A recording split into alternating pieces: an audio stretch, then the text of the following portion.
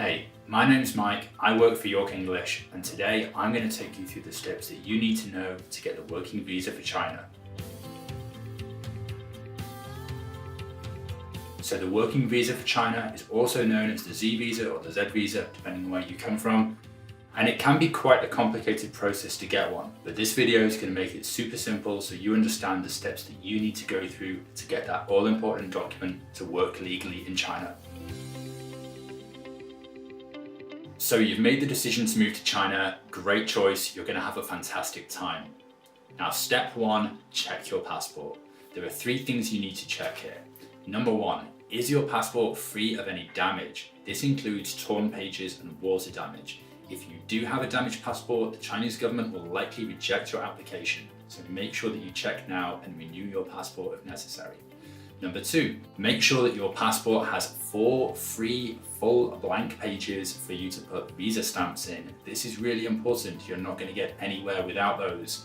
And number three, make sure that your passport isn't going to expire during that first year in China. You want to have at least 12 months of validity left on your passport before we go any further. Okay, if your passport meets all of those conditions, fantastic. Let's move on to step two. Step two, notorisation and legalisation. You need 3 documents for working in China. You need a TEFL certificate, 120 hours or more. You need a degree certificate, a bachelor's degree or higher, and you need your criminal background check. And all of these 3 documents must go through this process of notorisation and legalisation. But what do those terms mean?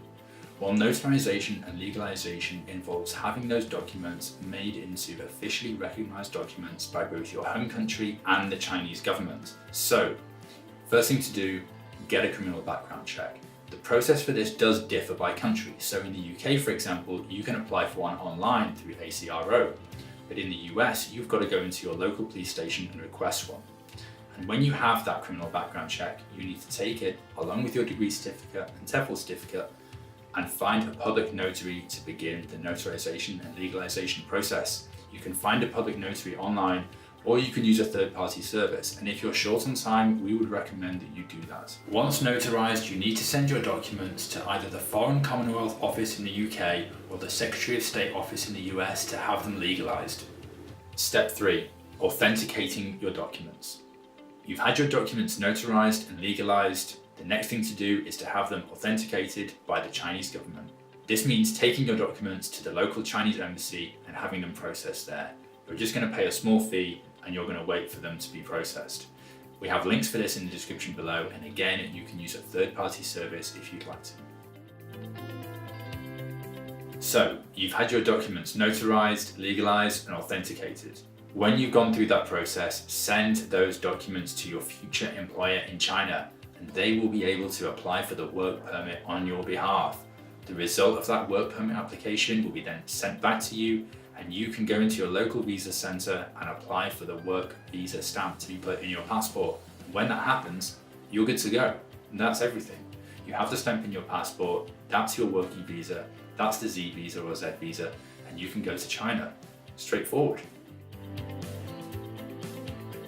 So before we wrap things up, let me set out a couple of other important points you need to be aware of.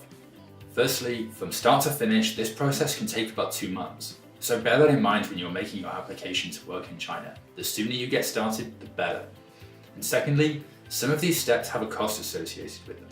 And it's definitely worth asking your future employer who's going to pay for those costs, whether it's going to be you or whether it's going to be them. Now at York, we provide a lot of support for our teachers when they're making this move to China. When we hire our teachers throughout the year, we provide PDF information guides, we make ourselves available to answer questions via email or over Skype, and we also reimburse the costs of the visa and all of the notarization and legalization fees.